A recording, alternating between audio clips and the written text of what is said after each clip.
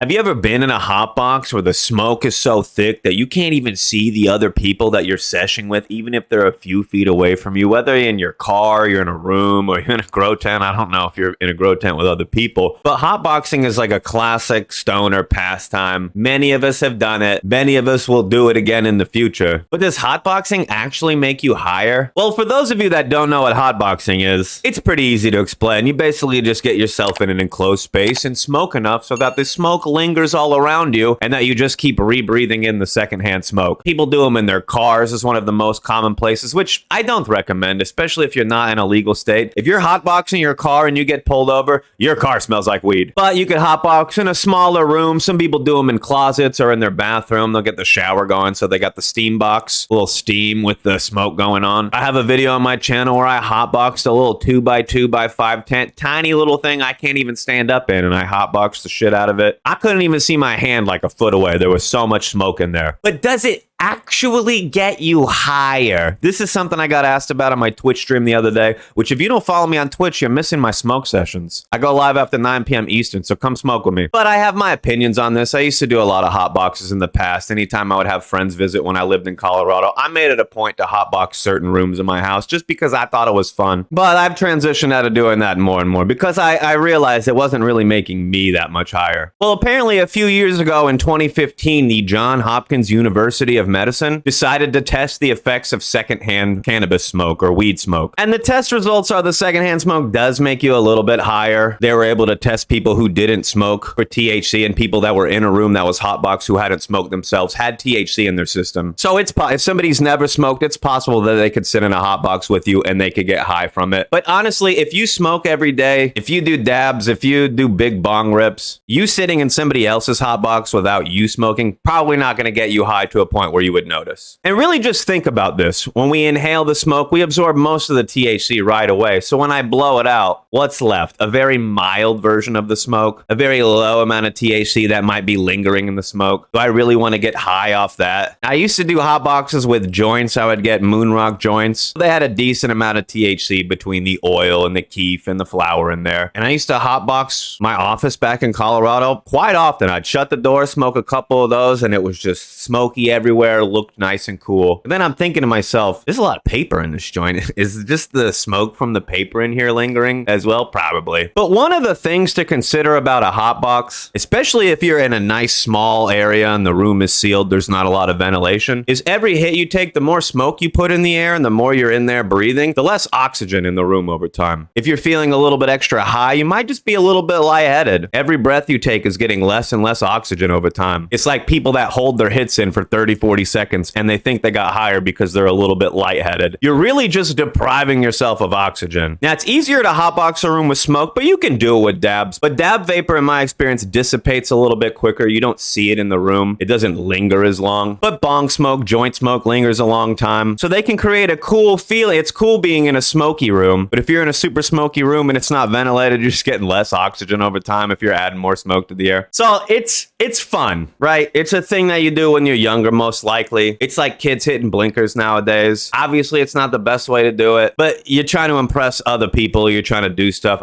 When I was younger, we used to sit in hot boxes, and the first one to leave the hot box lost. You know what I mean? Like, I never lost once.